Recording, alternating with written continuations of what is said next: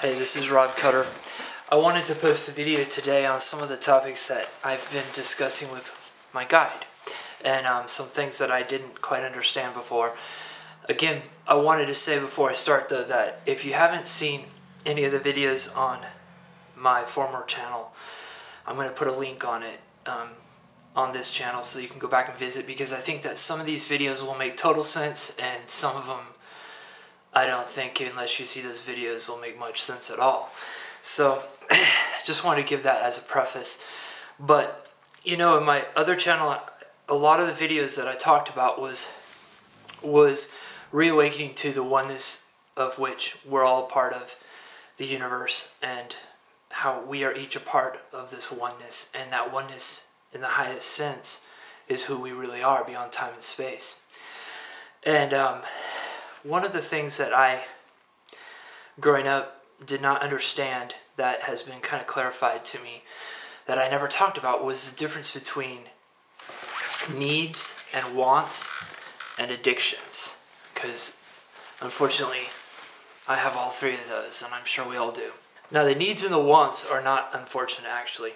Remember that if you go back to some of the videos that I posted before on my other channel, you know, consciousness, its desire, the desire, the essence, whatever it is that you want to define the universe as, God, consciousness, the force, whatever you want to call it, knows that it exists, but it is in a never-ending process of self-discovery and discovering what it means to exist. The universe knows that I am. It says I am, but what the hell am I? It doesn't know what it is. And that's a good thing, because it can become all things and experience all things.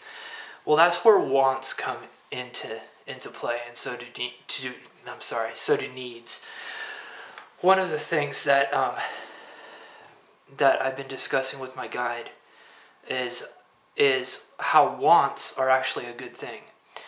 If you've ever actually wanted something in your life, it doesn't matter what it is. Whatever you want, it's like an inner need to fulfill something, to have something, to be something, or become something.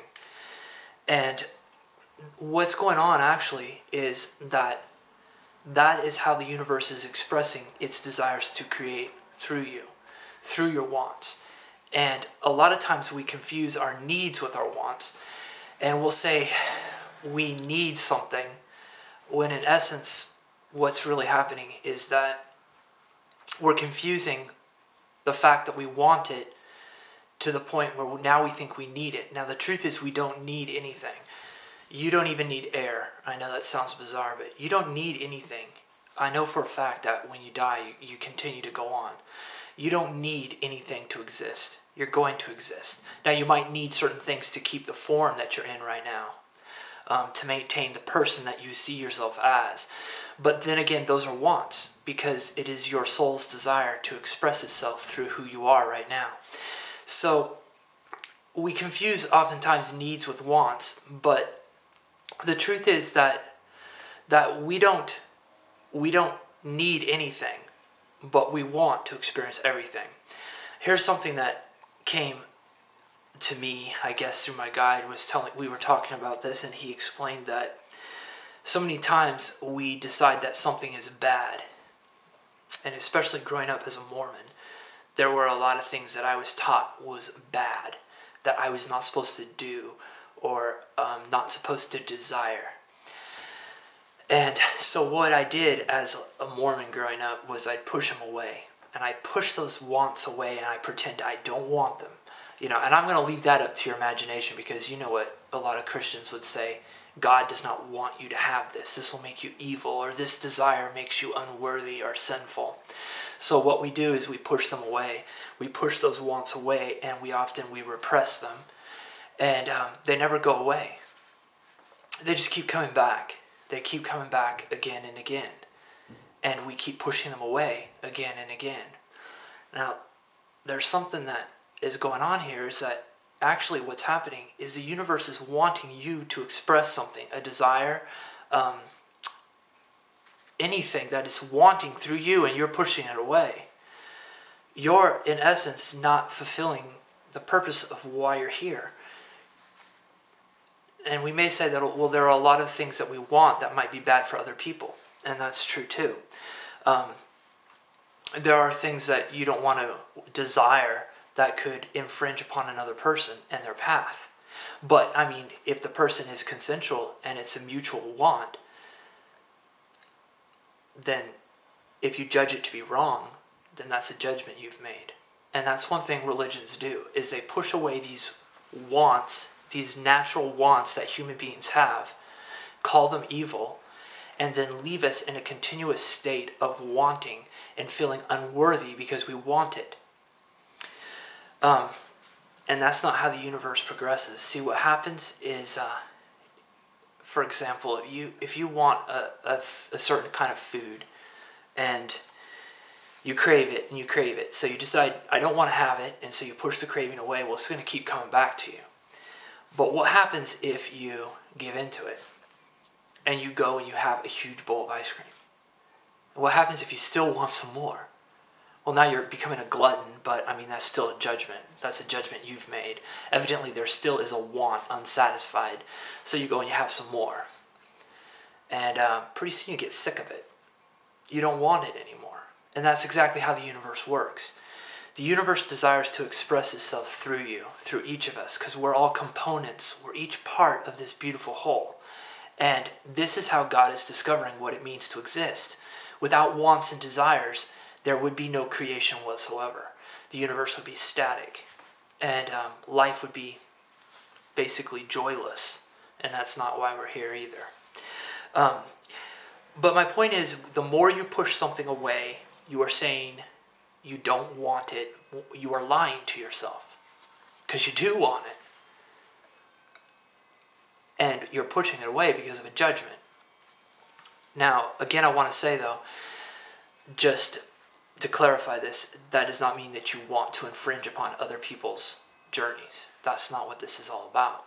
But, you know, if somebody else has a mutual want and it's not going to hurt somebody else, then it's your judgment that pushes it away and says it's bad. And the problem is you're going to keep having that want until it's satisfied.